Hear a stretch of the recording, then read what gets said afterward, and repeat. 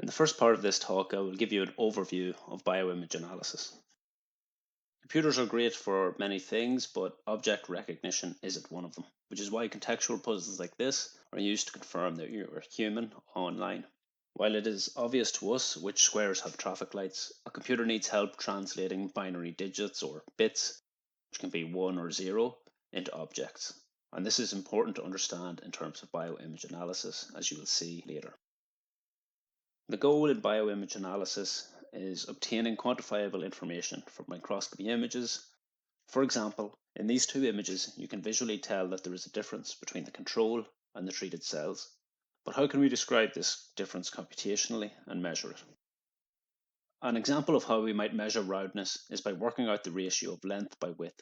Using this metric, a perfectly round cell will have a value of 1 and a square will have a value of 0. We can then plot the roundness of the cells and demonstrate that treated cells are rounder than the control.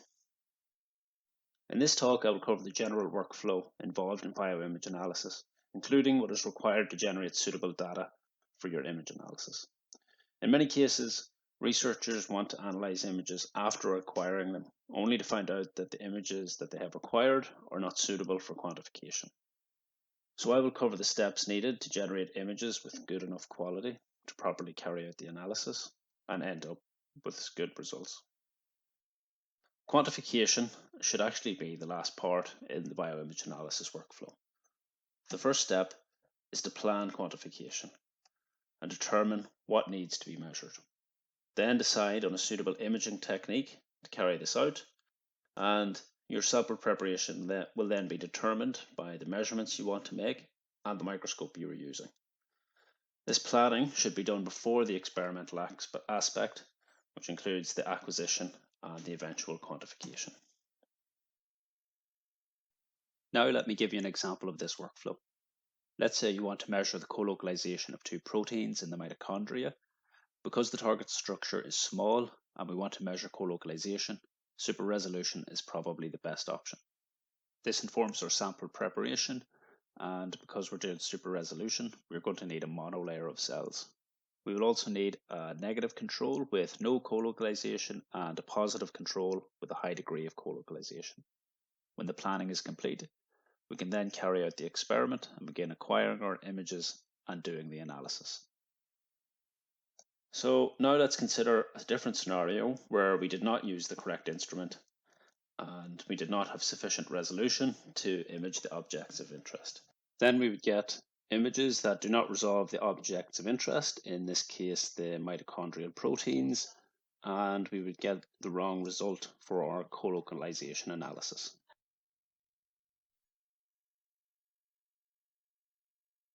So sometimes we might not know what feature we want to measure because the actual biology may be unknown or we are unsure how to measure it. So we should always carry out a pilot study before undertaking a major experiment. Also, if you're unsure if a microscope's specifications will be suitable for your image, it's another good time to run a pilot study. To organize a pilot study, you can email us and begin the initial consultation. An often neglected aspect of the bioimage analysis workflow is how to report and document the analysis you've carried out.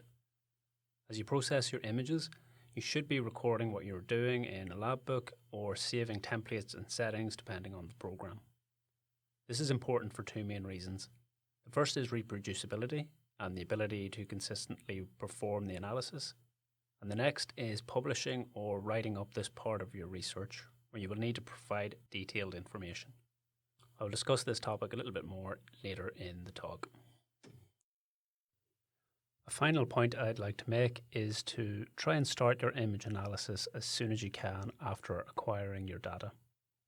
This is the best way of finding out if your images are suitable for the analysis you want to do and ensure you are getting the desired results. If not, you can then adjust the acquisition settings to something more suitable. Never plan to take all of your images and then expect to do the analysis. After weeks or even months of imaging, you do not want to find out at the end that they are not sufficient for the analysis you want to carry out.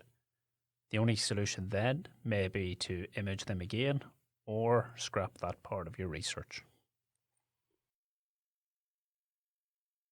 Now I will go on to the main part of the talk, introducing the general workflow in image analysis and how we go from images to graphs.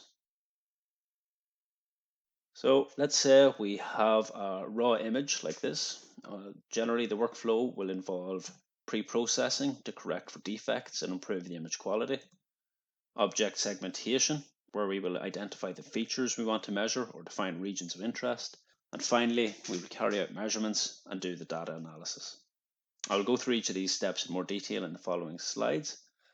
Depending on the type of analysis we want to do, sometimes we can use a single program, and other times we'll use different programs for each step because we need some specific function.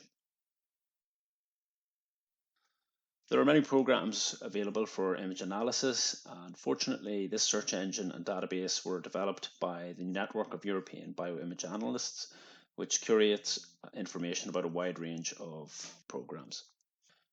If you look at this window, you'll see that there are over 1,300 programs available as of January 2021. And you can also find reviews and papers on this site that will go into more detail about each of these programs. This table shows a list of freeware, free software that's available. However, if you're a new user, we recommend that you use ImageJ, Fiji, or Cell Profiler. In the BOMP platform, we provide support for a number of free software packages such as ImageJ Fiji, Cell Profiler, and Elastic. However, we also have licensed software packages dedicated to bioimage analysis such as Imaris, Huygens by SVI, Velocity, Metamorph, and Amira. We also support commercial software that is mainly designed for acquisition, but also provides some image analysis functions such as Zeiss, Leica, Nikon, Olympus, and the Harmony from PerkinElmer. Now let us move on to the main part of the talk and discuss the bioimage analysis workflow, starting with the basic rules to follow when acquiring images. We will start with the basic rules to follow when acquiring images. When you're acquiring images, you should ensure they are of suitable quality, because without good data, you won't get good results. Or you can spend too long trying to optimize your analysis for bad data to compensate for these poor quality images. There are 5 main rules you want to follow when you are acquiring your raw microscopy data. First, you should acquire with a sufficient sampling rate, avoid saturation, use a proper bit depth, use the whole dynamic range in the image, and use appropriate resolution. And I'll go through each of those in more detail in the following slides. To understand the basic requirements for image acquisition, we first need to establish what we mean by a microscopy image. So let's say these 3 spots represent the fluorescent signal from an object. These signals will pass through the optics of the microscope and form an analog image. When the signal is collected by the microscope camera or detector, it must undergo an analog to digital conversion, so the signal can be processed by the computer. So what we see on screen will be a digital image made up of pixels, which are the basic unit of a digital image, and they will have a defined size. When we convert a signal from analog to digital, we can have different sampling rates. If it is too low, it may be too pixelated and we lose the details from our object. So first of all, make sure you're using the correct sampling rate by checking your acquisition settings to ensure your pixel size is suitable for the object that you want to image. When the sampling rate is too low, this is known as undersampling. This will usually be apparent if you have a highly pixelated image that doesn't look like your sample. However, undersampling is even more relevant if you plan on quantifying your images. First thing you should do is determine the size of the object you wish to image. This can be from the literature or a pilot study. This will inform the minimum sampling rate that you will need for your sample. The Nyquist sampling rate is the ideal sampling density for a given optical configuration. The SVI calculator is a simple and useful tool for calculating this rate before you start your imaging. You can see the optical factors such as microscope type, numerical aperture, and spectral properties that are taken into consideration. And it is especially important if you're going to be doing deconvolution. When taking a Z-stack, be careful to image the full structure of interest by taking care of setting up the first and last slice. This can also apply in the X and Y axes as you frame your image. In this example, the user wanted to measure the width of the filaments, but you can see that it is undersampled in X and Y, and the Z stack has cut off the top of the filament. When acquiring Z stacks, you should always check the final image by looking at it in the ortho view. This will allow you to quickly adjust the first and last slice and acquire the proper Z stack. While we always want to have sufficient resolution in our image, we also want to avoid oversampling. The major pitfalls of oversampling are time, as oversampling makes your imaging unnecessarily time-consuming. This might seem insignificant for a single image, but it can mean that a session that takes 2 hours could have been done in 30 minutes. Another factor to consider is the cost, as a shorter acquisition time will obviously mean your imaging costs less, or that you can do more imaging in the same amount of time. Another important thing to consider is the file size. Smaller file sizes mean less storage is required. You can do faster data handling, and it will take a shorter time to process your data. These might seem minor, but they can all add up and become more time consuming or create a problem down the line. If you think your files might be too large, it could be time to review your settings. Again, we need to think about the size of the object you want to image and use an appropriate sampling rate. For example, if you're imaging nuclei at 10x, you don't need to have a frame size of 2048 by 2048 just because it looks nicer. In this example, the user wanted to count the number of neurons. They were imaging with Eriscan, a super resolution technique, when they could have used a standard confocal mode. You can see in this table there is a significant difference in the settings, file size and sampling rate. But ultimately, they both show the same number of cells. You should always select a microscope with sufficient resolution to image your object of interest. Without sufficient resolution, you will be unable to resolve enough detail, and increasing the sampling rate will not restore the lost information in a low resolution image. So as discussed before, poor image quality can affect your results, and this can lead to the incorrect analysis. So always use the appropriate resolution for your object. Before beginning your imaging, you should first think about the question that you're trying to answer with these images and decide what's a more suitable route to take. Should you focus on quantity of images or the quality? The quantitative approach focuses more on generating a large number of images. This may be because there's a large number of samples or because of statistical requirements where you want to be able to be confident in your results. From an imaging perspective, what we want to focus on here is the minimum quality required. And you should always test the settings and the processing before beginning imaging a large number of samples. In contrast with the qualitative approach, you will probably generate fewer images. This approach is often used for proof of concept experiments where you want to prove a certain hypothesis. Often these experiments will require oversampling or super resolution to resolve these specific features.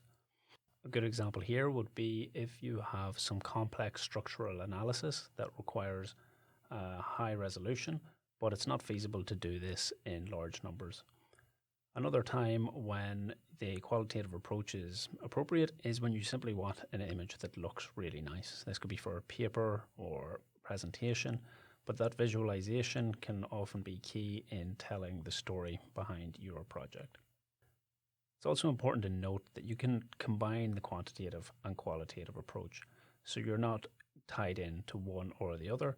It's about finding a balance in your workload and in the research and answering the scientific question. Here is an example of combining the qualitative and quantitative approach into a single project. First, confocal laser scanning microscopy was used to acquire Z stacks at multiple positions and then stitch them together to create a high-resolution image that confirmed individual cells were being stained. This is an example of a qualitative approach. We used confocal microscopy, 3D imaging, tiling, a higher magnification objective in order to be able to confidently say that these cells were being stained. However, the user had a significant number of these zebrafish that needed to be imaged, so a fluorescence wide field microscope was used for the rest of the samples, as the imaging was faster, the modality was less harmful to the fish, and the imaging was easier to set up. So the images were lower resolution, but made it a lot easier to image a lot more of them.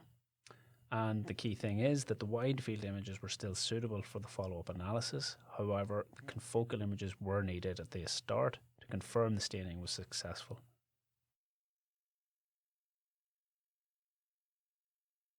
In the previous slides, I have discussed digital images, and now I'm going to explain a bit more about pixels and how they make up an image.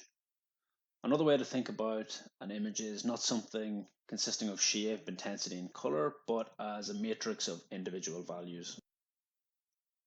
Each pixel has a value that corresponds to the intensity of light at that position. So for example, this pixel has a value of 159 and it's 32 by 32 nanometers in size. So what does this value mean when we convert from an analog to a digital signal? Well, the strength of this conversion is dictated by the bit depth of the image. So for example, a bit depth of 1 bit would have 2 potential values to represent intensity. 2 bits would have 4 potential values, 3 bits would have 8 potential values, and 4 bits would have 16 potential values.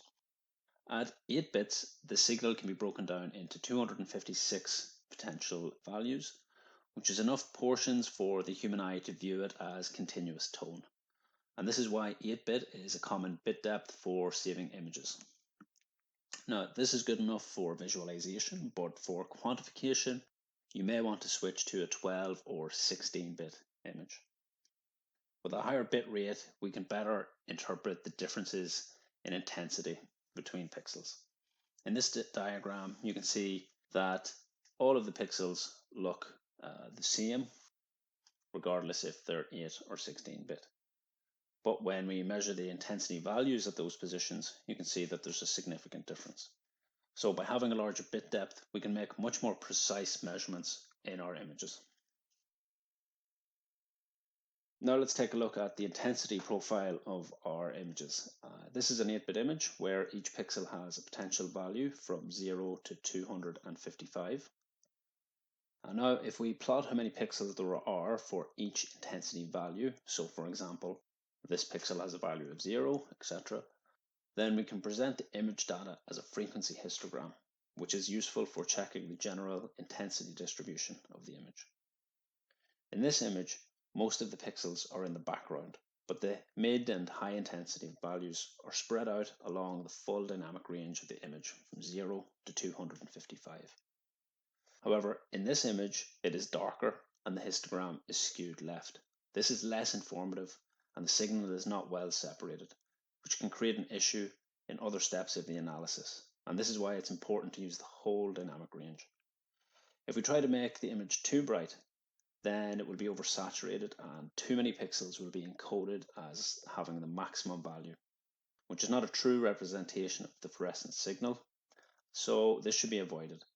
Most acquisition softwares have a visual saturation indicator, so you can avoid this occurring to begin with. However, the histogram is still useful for checking saturation. A couple of other things to consider when acquiring your data are if you are going to be comparing images, then they must be acquired and processed using the same settings. Also, when you're saving your data, always save it using the raw microscopy formats such as CZI, LIF, OIB, etc. to preserve the metadata, and avoid using a standard file format such as TIFF, JPEG, or PNG. If you want more information on image acquisition, you can check out our other workshops and seminars on the BOMP website by following this link. Like image quantification, image acquisition can be broken down into different aspects. The first is optimization. Microscopes are a flexible but complex research tool, which is why optimizing your acquisition settings should be an iterative process, especially at the beginning of your experiment or project. Adapting your settings is also important. Even after you are trained on the microscope, it is important to adapt your setup for new samples or conditions, which will allow you to use the microscope more efficiently. You want to avoid rigidly sticking to previously used settings, which can compound errors and lead to incorrect or inefficient use of the microscope. For adapting your samples, it's always a good idea to ask for help before starting on a new project or sample. The next thing to consider is troubleshooting. It can be hard to identify problems with your imaging, but if you notice your files are too large or imaging is taking too long, or even suspect that there might be a way to improve your imaging, again, you can reach out to BOMP staff for advice. Finally, reporting is another important step in image acquisition. The ability to replicate experiments is important, especially if you want to be able to compare results between samples or share the technique with someone else in your group. So again, save templates where possible and always document the main steps. Here I have a case study that demonstrates the issues that can arise when people fail to optimize their acquisition settings. In theory, this user had a very simple question, which was to find out if the marker, which is labeled in blue, was present in the cells, which were labeled purple. When I looked at the file, the first thing that stood out was the file size, which was 61.5 gigabytes. This is uncommonly large, and you usually only see a file of this size in very specific circumstances. The next warning was when I tried to open the image, it took around 45 minutes to open. And when I looked at the settings, I calculated that it probably took around 48 minutes to acquire. All of these things taken together should have acted as a warning sign that something was wrong with the imaging setup. After looking at the image for a while, there were a couple of things that could have been changed to optimize the imaging here. First, the area that was imaged with tiling could have been limited only to the area of interest, which is where the purple cells are. If you needed to see the whole tissue, you could have taken a low resolution overview at a lower magnification. The next thing that you could have improved was the Z-stack setup. Here you can see from the XZ perspective that around 60% of the slices are empty. Another thing to do here would have been to crop the image post-acquisition. This would have meant reducing the file size by 40 gigabytes and would have made it much easier to manage this data afterwards, even if a mistake was made. Another thing to point out is that the image is extremely oversampled. The objects that they want to image, these blue markers, are around 2 microns in size, but the pixel size is set at 0.15 microns, whereas the minimum requirement for resolving these structures would have been to have a pixel size of around 0.86 microns. So using the correct sampling would have made it approximately 6 times faster to acquire the image and the file size 6 times smaller. One last area of improvement would have been to switch from unidirectional scanning to bidirectional scanning, which would have halved the acquisition time. Set up correctly, this image should have taken around 5 minutes to acquire and only been a file size of about 1.6 gigabytes. Now we will talk about the next step in our image analysis workflow, which is pre-processing. Even if we take into consideration all the rules that I've mentioned in the previous slides, you will still see some aberrations and distortions in our image, which is caused by the light passing through several glass lenses. There are too many pre-processing tools for me to discuss here, but some of the common ones are denoising, background correction, bleaching correction, image alignment, and deconvolution. And I'll go through each of those in more detail in the following slides. So noise is a feature of electronic detectors and it's randomly generated. In this image, you can see that there's a lot of noise, which can reduce the signal to noise ratio and affect your image analysis. The classic way to eliminate noise is to collect more of your actual signal by increasing the acquisition time. However, this is not always possible with large samples or with live cell imaging. Other ways that you can remove noise from an image are using median or Gaussian filters. So the median filter is used for maintaining the edge of an object, while Gaussian filters will smooth the shape. But both will remove noise just in different ways. There are a lot of other types of filter that you can read about, for example, in this book here. In recent times, there has been the development of deep learning techniques, such as the noise to void technique, as outlined in this paper, which are very effective at reducing noise, but you will also need a background in Python to use it, so it's probably reserved for more advanced users. Another important step in pre-processing is background correction. Sometimes it is hard to detect objects in the center of an image versus the edge using the same threshold because of variations in the background. And this is caused by a misaligned microscope. This effect can be even more prominent in larger images or images that have been stitched together. So the solution to this is to make sure that the microscope is properly aligned. However, if these issues still exist, then you can use background, shading, or flat field correction in pre-processing to remove it. If you have a striped artifact, you can use what's called a bandpass filter to remove the stripes. All of these are available in most programs such as Fiji, ImageJ, Cell Profiler, etc.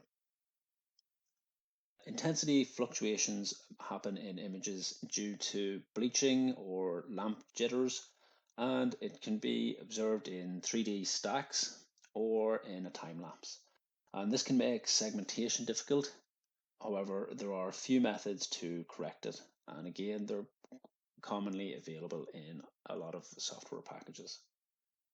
You should take particular care to correct for bleaching if you're going to make intensity measurements as part of your image analysis. Image misalignment can occur in multiple dimensions such as X, Y, and Z, or over time due to drifting. And this can be corrected using a tool like Correct 3D Drift in Fiji. Another type of misalignment is chromatic aberration, which is caused by different wavelengths of light forming an image at slightly different planes. This happens even with corrected lens. It's especially important to be aware of this and to correct for it if you're going to be doing colocalisation. So here you can see that before chromatic shift correction, the green and red spots are not overlapping at all. And you can use tools like Transform J in Fiji or the chromatic aberration corrector in Huygens to help with this. Another case where alignment is a common issue is if multiple tiles have been acquired to create a mosaic. These will need to be stitched together before you carry out your analysis. An example of a tool that can do this is the Big Stitcher plugin that's available in Fiji. A powerful tool for restoring your images is deconvolution. Deconvolution is a mathematical process that measures how light has been scattered as it's passed through the microscope's optics and then aims to restore the signal. This can lead to an increase in resolution in the X, Y, and Z axes. And you can see in this example, the spots on the surface become much smaller and the point spread function is reduced in the Z axis. You can also increase the signal to noise ratio by removing more noise, and this improves data visualization and analysis.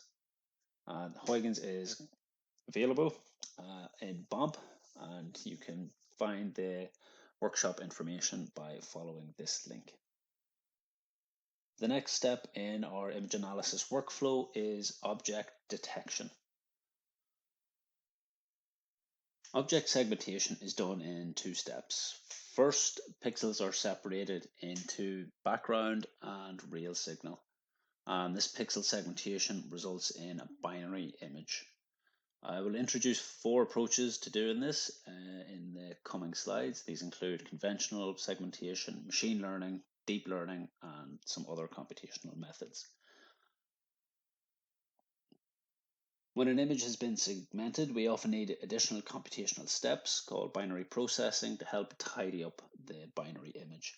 For example, disconnecting connected particles or removing unnecessary particles as required. First, let's have a look at conventional segmentation. If we want to separate the signal from the background, we can go to our histogram and we can see that there are two distinct populations here. We can set the intensity threshold value around here where it looks like the separation will be okay. And this is the resulting thresholded image. You can also find the threshold using a negative control image or from the background area in the image itself. However, to be objective, you should really apply the same threshold to all images. However, many real images have different background levels, and the background level can change over time or even in the same sample in the case of live cell imaging. To correct for these situations, we can use the auto threshold algorithm to correct for each image individually. There are many algorithms available, and some may work better than others depending on the image. In Fiji, if we want to test which algorithm works best, for example, we can test up to 17 auto threshold algorithms and automatically test 9 local methods. When we have found the best method, we can then apply the same auto threshold to each image. So here you can see that the triangle algorithm is clearly the best one for this image. Conventional thresholding works well with fluorescent images, but it doesn't work as well with bright field, phase contrast, or electron microscope images. For these type of images, we can use machine learning to do the segmentation. In this approach, the pixel segmentation is done by the users to annotate and categorize different pixel groups. The software will then analyze the image for different features, not just by intensity, but also by color, texture, and surrounding context, and then calculate the likelihood that each pixel will fall into one of these categories. Then it will create a probability map that we can convert into a binary image. These programs are often easy to use and don't require any programming.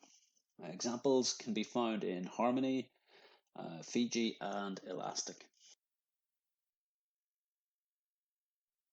A more advanced approach to image segmentation is deep learning. Deep learning modules can automatically extract relevant features from an image and can also detect complex patterns. For example, here, deep learning has been used to detect overlapping nuclei in an image.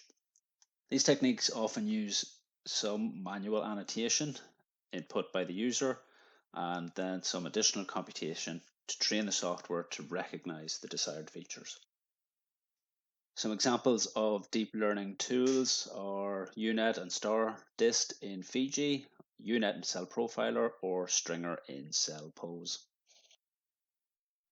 Another type of image segmentation is template matching, which is a computational approach. It doesn't need any manual annotation, but it does need one or more template images. And it's very useful if you have a large number of images where you will see similar structures. And again, this will create a probability map, which will then provide some likely candidates that match the template. And it's good for looking at the same feature in multiple images, such as a time lapse or in tissue microarrays. Again, no programming is needed for this plugin, which is available in Fiji. After segmenting pixels and creating a binary image, we can do some other morphological operations. We can separate objects using something like a watershed tool. You can reduce an object down to a 1 pixel width structure, which is called a skeleton. You can erode objects by a single pixel or dilate them to increase their size by a pixel. You can also fill in holes where necessary or erode the binary image down to just a single point. And then there are other tools like the Euclidean distance map and Boolean logic that can also be applied. These tools are very common and they're available in most software packages. Finally, we're at the last step of the bioimage analysis workflow, which is the measurement and data analysis. So there are a number of different types of measurement that you might want to take. These include number or counting, intensity, shape, distance and other spatial analysis, colocalization or co-occurrence, and tracking.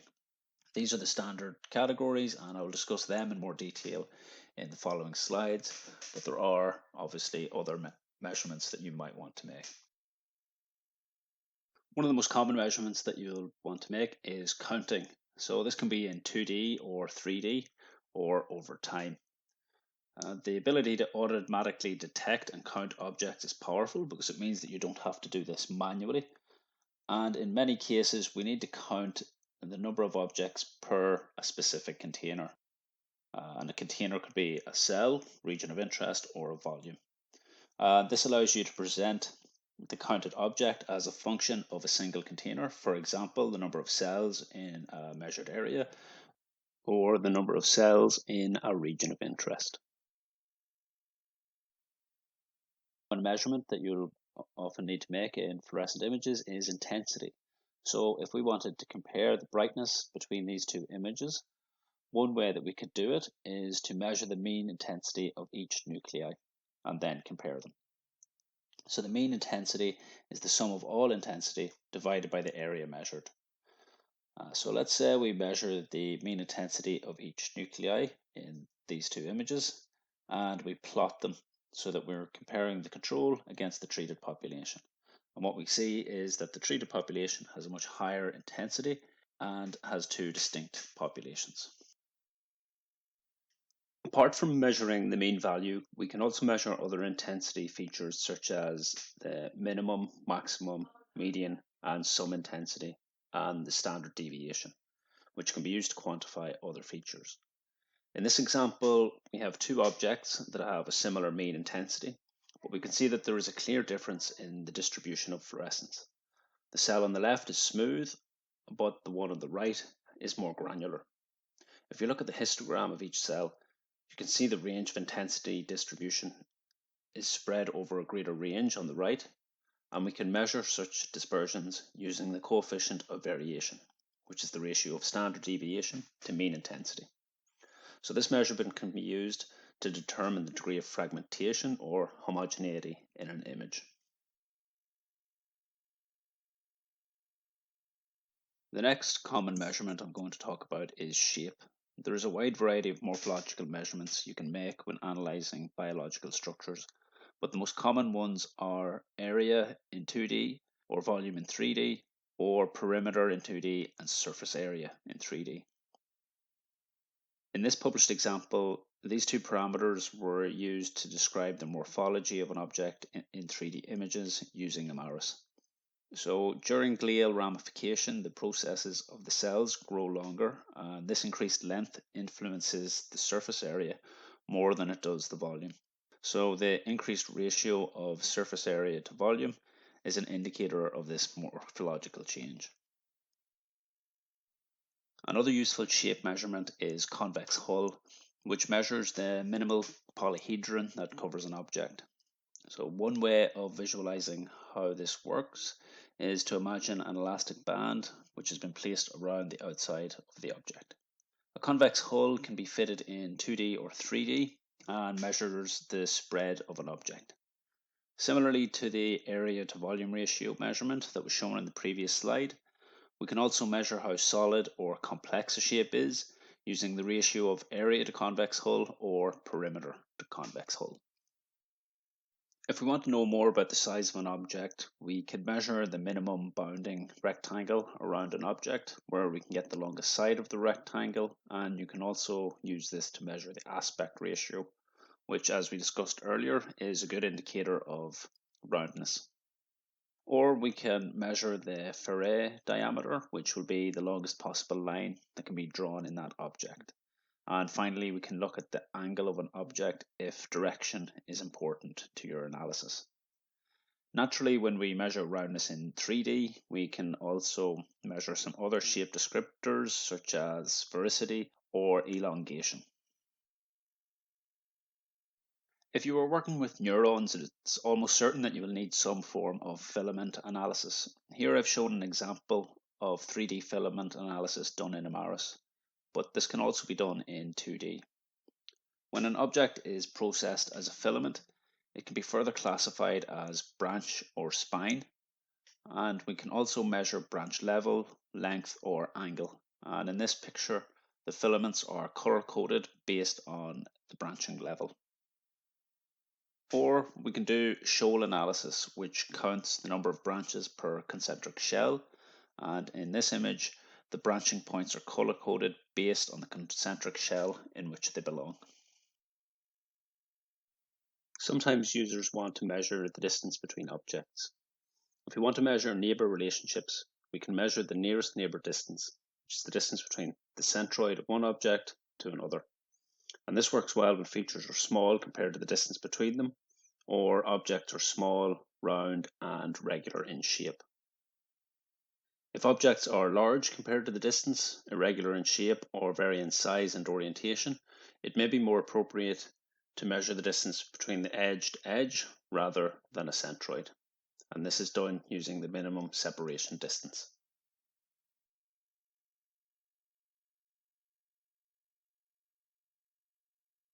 Here is an example where we want to identify the particles that are touching this cell. However, the shape is quite complex, so the best way to measure this is to measure the minimum separation distance between the edge of the cell and edge of the particles. We can do this by first creating a Euclidean distance map outside the cells by increasing the pixel intensity from the border of the cell outwards. Then we can measure the intensity of the particles on the distance map, where the particles with a minimum intensity of 0 are classified as touching the object. When it comes to measuring the close contact between objects, one of the most common methods used is colocalization. Colocalization gives a general indication that two fluorophores are near each other, but it doesn't say that they are interacting or that they are in the same location.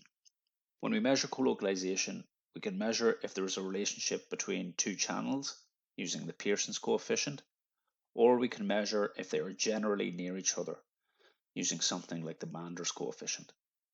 Finally, we can also determine if they are overlapping in the 2D area or in a 3D volume.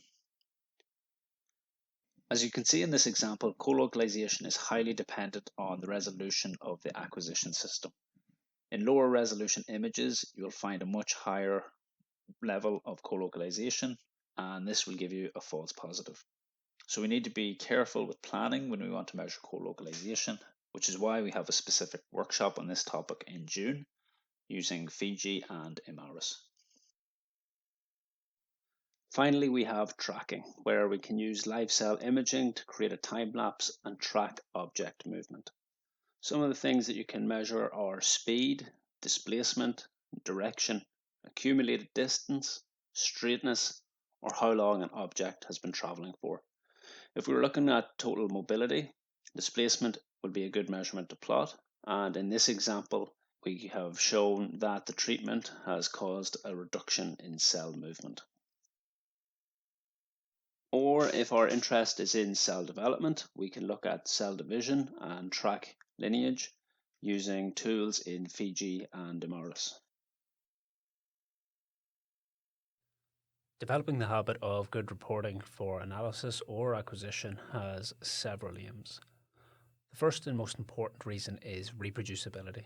This can be for yourself, so you can pick up a project after an extended break, or so that someone in your group can replicate or continue your work.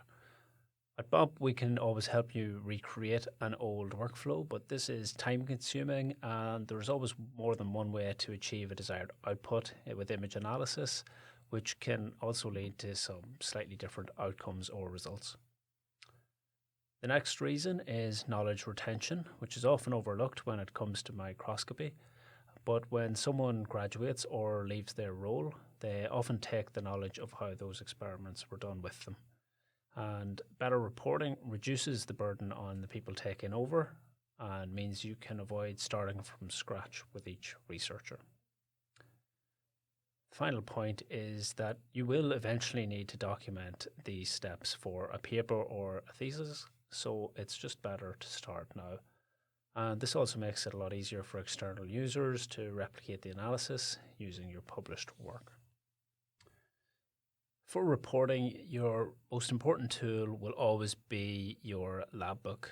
So it's always important to take note of the main steps and settings used at each stage. Don't just rely on image metadata to record your experiment for you. However, some programs such as Amaris have areas for you to add comments and more detailed descriptions, and I'd recommend doing this at least once for a good representative example. Other programs like Zen allow you to edit the names of the tracks and channels to be specific to your experiment, and this allows you to edit the metadata a little bit at the acquisition stage. Image analysis can be difficult to describe at the best of times, especially if you are new to this area. So another thing to consider when recording and documenting your analysis is to save a digital record. This can be in the form of templates that contain specific settings, or saving a representative example with the completed analysis. The main advantage of doing this is reproducibility, as an image file will always contain more information than you can write down, and this makes it easier to troubleshoot any issues with the workflow in future. For example, here you can see this Amaris file has a detailed description for each object, and the parameters for each object can also be exported as a separate file. You might not do this every time you analyze an image, but it's a good practice to do this at least once and create a representative example and templates of the whole workflow. Another good tool for keeping a digital record is in Fiji you have the recorder function, and that lets you record all the processing steps that you've done and save them as a text file. So far, we have covered the four main steps in bioimage analysis: acquisition, pre-processing, segmentation, and measurement. Hopefully this has given you an idea of the types of analysis that is available. And if we were to put every step in an image analysis workflow together, it would look something like this. So Cell Profiler is a modular-based program, and we'll create a workflow like this using preset templates that can be tailored to your data. Additionally, if we wanted to automate our analysis, we can use scripting tools. For example, in ImageJ, we can write macros that record processes and then replay them using the ImageJ macro language. And we have a workshop in macro writing coming up in June. There are a wide range of other software packages that you can use to automate your analysis. This can be a little bit challenging and involves some programming, so you can collaborate with BOMP to investigate how these tools can be used for your image analysis. Sometimes it is challenging to create a workflow from scratch, and it may be more effective for your research if you work with BOMP on a collaborative basis. Thank you for your attention, and if you'd like to contact us, you can visit our website or send an inquiry to this email.